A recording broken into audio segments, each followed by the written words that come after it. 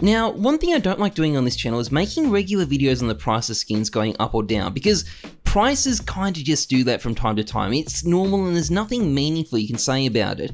If I'm gonna make some content on it, it needs to be something large to justify it, something where there's a bigger story going on. Anyway, let's check out what's happening on the Chinese market today. Let's see what the Now, this video is sponsored by Skinport, the easy-to-use skins marketplace where you can sell your skins for real cash. Skinport has a huge range of skins, over 220,000 of them at prices miles cheaper than the Steam market, up to 35% off. You can purchase skins in an instant, just pick what you want and straight up buy it. There is no need to deposit and there are no hidden fees. There's also a high definition screenshot feature built into the site itself so you can see exactly what you're getting before you buy. The site is also super highly rated on Trustpilot with a 4.9 out of 5-star rating. It is completely safe and reliable to use, so I highly recommend checking it out. Link is in the description. Anyway, you might remember there was a little incident in June earlier this year. Basically, the price of skins skyrocketed to ridiculous levels and then crashed back down even faster. And despite certain YouTubers maybe being a little bit too hyperbolic with their titles, the whole saga was pretty predictable and didn't really mean that much in the grand scheme of things. At the end of the day, CSGO still exists, people still want skins, and although we were in a bear market for a while, prices did eventually stabilize, but it all still left an unanswered question.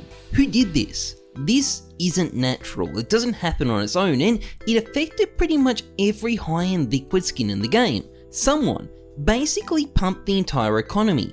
One person can't do that. In fact, you would basically need an army of people to do that. And funnily enough, we actually know where this army is located. It's in China. Why? Well, because the Chinese marketplace Buff163 was ground zero for all this activity, and because of the challenges faced by non-Chinese buyers in moving currency onto the site, the people behind it would have to be based in China. Now, why would these people do that? Well, that's where it's still kind of a mystery. Doing something incredibly stupid like this was never going to end well, and for a lot of people, it didn't. But despite that, over the last 2 days, we've literally just seen the same thing happen again. Massive overnight price increases, 35% in one day, not a problem if you have a factory new Desert Eagle Fennec Fox. And if you look at the trend on Buff, you're gonna see a sea of double-digit movements in the last 24 hours. And there is plenty of stuff that is not listed here either. A lot of the really big items are going up too. For example, factory and Orb Gummies have gone up about $1,000,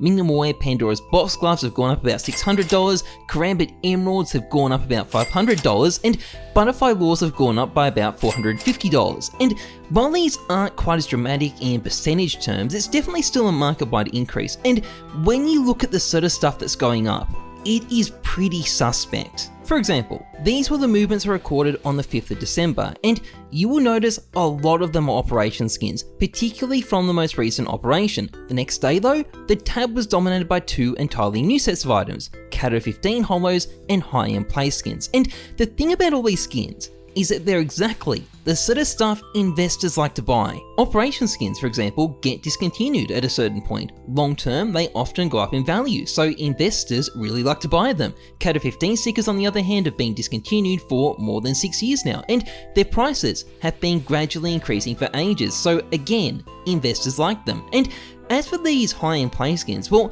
not only are a lot of them rare and discontinued, and not only have their prices gone up a ton over the years, they're also very effective ways of moving around a lot of value in relatively small numbers of skins, which is pretty convenient if you're a big investor. And if all 3 of these things start going crazy at the same time, it tells you right away that the people buying them are buying them as investments. This is not natural demand, this is investors stocking up on stuff. The only question is, why are they doing it now? Prices have been low for months at this point. What's triggered this sudden buy-up? Well, that's where things get very interesting. Because at the exact same time this has been happening, crypto has kind of been taking a nosedive. Ooh, that's rough. And the timing lines up almost perfectly. Within hours of Bitcoin tanking, the price of skins all over Buff started rising. And if you're thinking it's just a coincidence, here's the crazy thing. We've seen it before. The massive pump and dump earlier this year began right after crypto saw a major crash during May.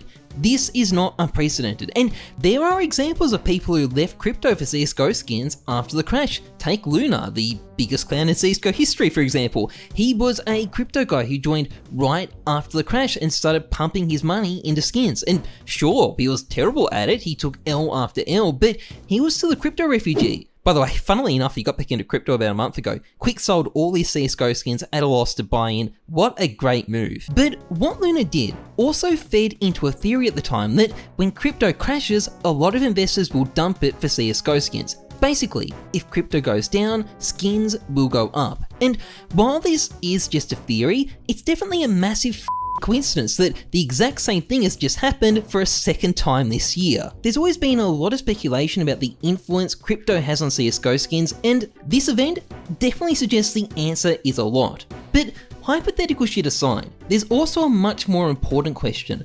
What does this mean for CSGO skins over the next few months? Last time, something like this didn't go well.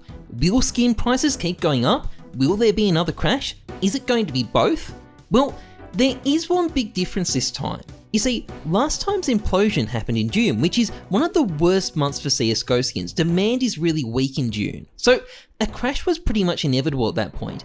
This time though, it's happening in December, which means January, February and March are coming up, which are typically the strongest months of the year for the skins market. So this is a much firmer foundation to be building on.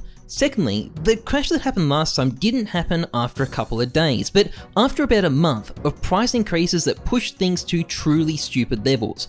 We are not at that point yet, not even close, and there is no guarantee we will reach that point either. At the moment, I wouldn't call these prices a bubble, not even close. And finally, for the time being at least, skins have something very solid underpinning them. The fact that they're attached to an extremely popular game that's shown continued growth for almost 10 years now. And so long as it keeps doing that, long term, skins are probably going to do fine, even if there's some crazy stuff in the short term. So for the time being, I don't think there's much to worry about. The market just hasn't gotten stupid enough yet, and there is no guarantee that it's going to. Anyway, that's pretty much it for this video. If you enjoyed it, please like, comment, and subscribe, massively appreciated. Otherwise, trust the numbers, not your guts. I'm Heyzeus, thanks for watching, see ya.